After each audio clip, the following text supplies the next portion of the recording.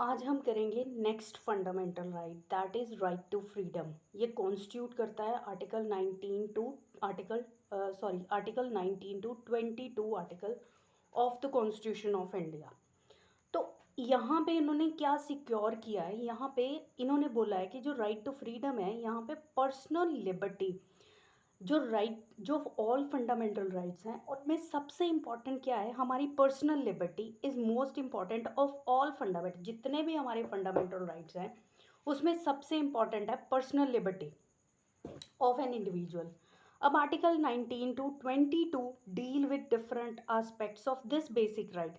Article 19 से 22 तक हम पर्सनल लिबर्टी, ये जो हमारा पर्सनल लिबर्टी का डिफरेंट एस्पेक्ट्स हैं वो कैरी करता है 19 to article 22 of the constitution. अब ये जो 4 आर्टिकल्स हैं form a chapter on personal liberty which provides the backbone of this chapter on fundamental rights. अब फोरमोस्ट अमंग दीज आर, अब ये जो मोस्ट इम्पॉर्टेंट हैं वो हैं 6 फंडामेंटल राइट जो आर्टिकल 19 में दे रखे हैं। बाकी जो हैं वो हम करेंगे 20, 21 और 22 में। जो पर्सनल लिबर्टी के ऊपर जो अदर आर्टिकल्स है वो आएंगे 20, 21 और 22 में। लेकिन जो most basic of these personal liberties हैं वो आएंगी यहाँ पे under the category of 6 clauses under article 19 of the constitution. ठीक है, तो क्या हो गया 19 टू 22 पर्सनल लिबर्टी के ऊपर बेस्ड है हमारे फंडामेंटल राइट्स।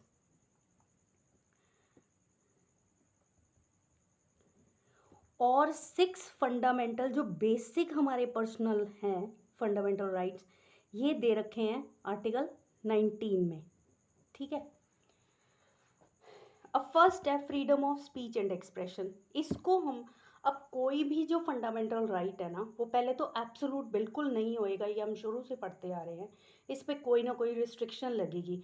तो जो रीजनेबल रिस्ट्रिक्शंस हैं ये आएंगी क्लॉज 2, 3, 4, 5, 6 तक। तो जो ABCDEFG हैं वो हमें पर्सनल लिबर्टीज़ बताएंगे, और जो क्लॉज 2 टू 6 क्लॉजेज हैं ये हमें रीजनेबल रिस्ट्रिक्शंस बताएंगे इन फंडामेंटल राइट्स के ऊपर। फर्स्ट है freedom of speech and expression.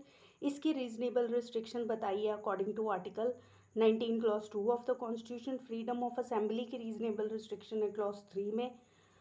To form association, union और कोऑपरेटिव सोसाइटीज़ की रीजनेबल रिस्ट्रिक्शन है 19 क्लॉज 4 में। To move freely throughout the territory of India है क्लॉज 5 में। To reside and settle in any part of the territory of India है clause 5 में। अब ये जो क्लॉज 6 है ये डिलीट हुआ 44th अमेंडमेंट 1978 में।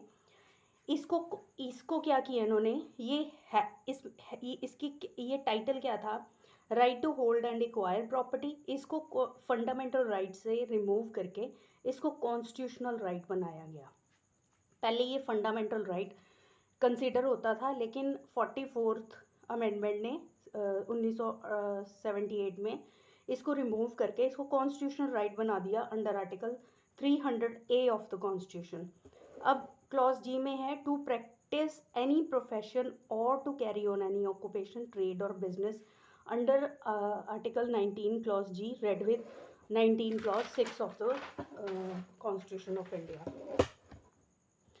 अब यहाँ पे इन्होंने बोला है कि स्टेटस क्या है इन फंडामेंटल राइट्स का। इनका स्टेटस है ये हमारे नेचुरल राइट्स हैं और ये inherent in the status of a citizen है, ये ऑलरेडी देयर हैं।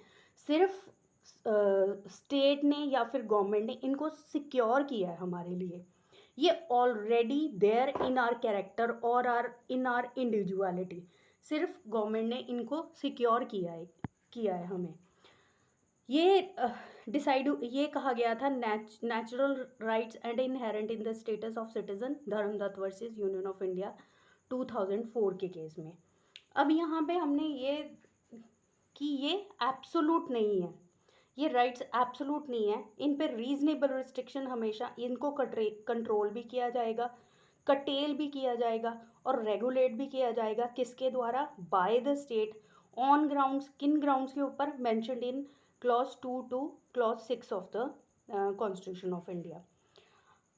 ठीक है, अब ये रिस्ट्रिक्शंस कहाँ पे दे रखी हैं, constitution article 19 clause 2 to 6 of the constitution. कौन इन पे रिस्ट्रिक्शंस लगाएगा, स्टेट लगाएगी। अब restriction on freedom are only grounds mention in, अब यहाँ पे जो रीजनेबल रिस्ट्रिक्शन है ये सिर्फ 19 क्लॉज 2 टू 6 ही लगेगी, और कहीं से भी reasonable restrictions in fundamental rights के ऊपर नहीं लग सकती। Freedom mention in article 19 only are restricted on grounds mention in article 19, not otherwise. अब ये जो रीजनेबल रिस्ट्रिक्शन की जो ये रिस्ट्रिक्शंस लगे हैं, इनकी रीजनेबिलिटी कहाँ पे, इसकी टेस्ट क्या है, इसको डिटर्मिन कहाँ से किया जाएगा। Test to qualify the reasonableness of these restrictions क्या है,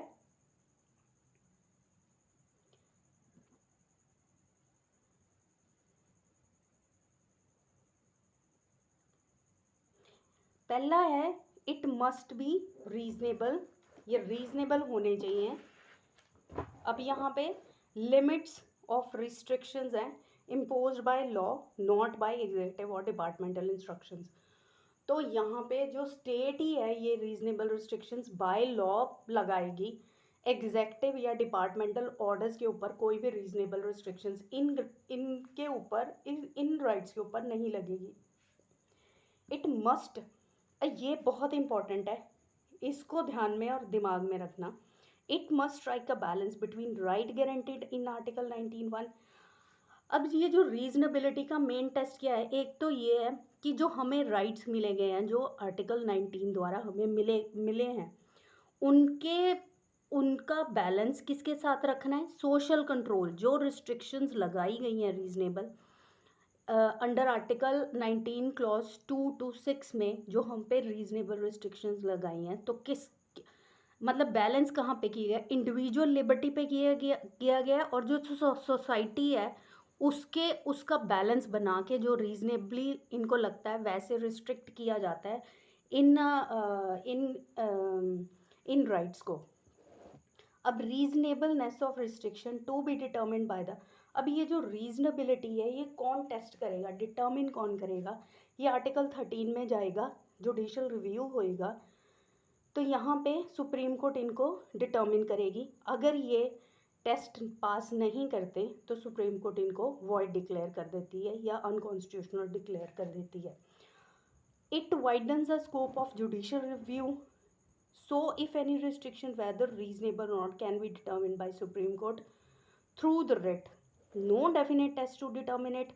अब इसका कोई प्रॉपर डेफिनेट टेस्ट नहीं है, हर केस टू केस डिफ़र करता है, हर केस अपनी मेरिट्स पे डिसाइड होएगा, अपने अपने फैक्ट्स होते हैं हर प्रॉब्लम के, उनके बेसिस पे ये डिटर्मिन किया जाएगा कि ये जो रिस्ट्रिक्शंस है ये रीजनेबल है या नहीं है। ये कौन डिसाइड करता है, सुप्रीम कोर्ट करता है।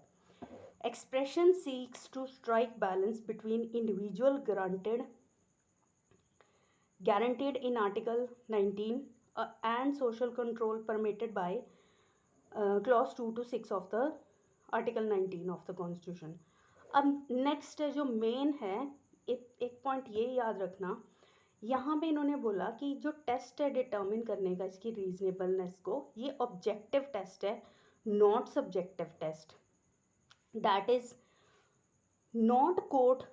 अब ये जो डिटर्मिनेशन है, अब ऑब्जेक्टिव और सब्जेक्टिव का फ़र्क क्या है, ऑब्जेक्टिव का मतलब होता है कि कोई भी बात कुछ भी होता है उसको दुनिया कैसे परसीव कर रही है और लोग कैसे परसीव कर रहे हैं उस चीज़ को, कैसे समझ रहे हैं, उनका क्या मतलब निकाल रहे हैं, वो होता है ऑब्जेक्टिव टेस्ट। सब्जेक्टिव टेस्ट का मतलब होता है कि कोई भी चीज़ हुई है या कोई बात बोली गई तो उसको इंडिविजुअली हर बंदा उसको कैसे परसीव कर रहा है, वो होता है सब्जेक्टिव टेस्ट। तो यहाँ पे इन्होंने बोला कि सुप्रीम कोर्ट ने कि जो डिटर्मिनेशन है रीजनेबलनेस की वो ऑब्जेक्टिविटी पे डिसाइड होएगी, सब्जेक्टिविटी पे डिसाइड नहीं होएगी। और इसी की वजह से सुप्रीम कोर्ट ने वॉर्न किया जुडिशरी को, उन्होंने कहा judiciary not to be guided by their own economic and social philosophy. तो इसको पढ़ लो एक बार, Test is objective, not subjective. That is, not court, but a normal, reasonable man regarded reasonable. It is this need of the objectivity which prompted the Supreme Court to warn judiciary not to be guided by their own economic and social philosophy. अब next part है जो first clause है article 19 clause 1, वो हम अगले video में करेंगे.